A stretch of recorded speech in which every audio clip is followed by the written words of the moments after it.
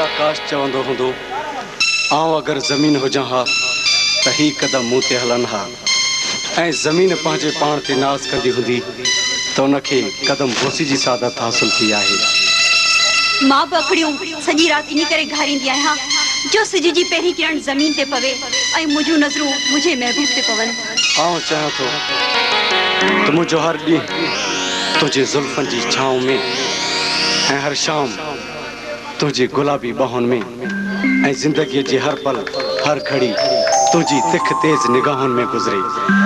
इन लाइ अॼु आउं वॾे वाक़े ऐलान थो कयां अॼु कजनि से जुर्म चंद ते ख़ूब जुर्माना हुजनि ऐं सुभाणे हर ॻोठ हर शहर में पंहिंजे प्यार जा अफ़साना हुजनि। बुत शिकन जी हरदम ही तमन्ना थी रहे काश कई बुत हुजनि बुत खाना हुजनि माठ जे मैदान में अहिड़ो को हंगामो कजे बिरह जे बहन अॻियां पुरजोश परवाना हुजनि। मां हर पल तुंहिंजे दर्शन जी प्यासी हूंदी आहियां। जीअं चंड खां चांडराण ऐं आकाश खां सितारा दूर नथा थी सघनि ईअं ई सोहणी खां जवाब दूर नथो रही सघे। तूं त मुंहिंजो आहीं ऐं मां तुंहिंजी आहियां जेकॾहिं वादे था फिरां त ईमान वञे सची।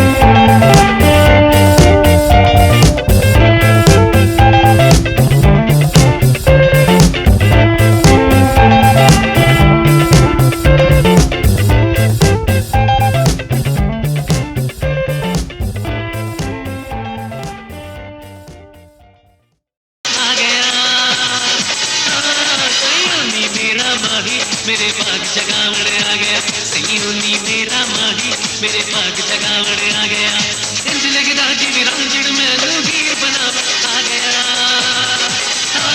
सयूनी मेरा माही मेरे बाग जगावड़ आ गया सयूनी मेरा माही मेरे बाग जगावड़ आ गया माही ओ माही माही ओ माही माही ओ माही माही ओ माही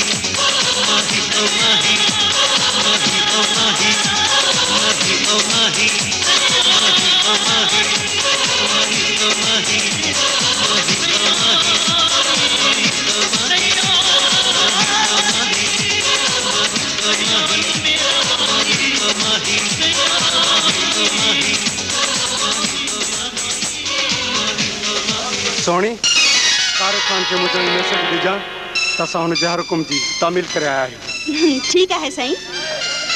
हाने ही गुलाम इजाजत जो तलबगार है। हाँ इजाजत है। इजाजत है। बिल्कुल इजाजत है। अल्लाह वाह। खुदा हाफिज।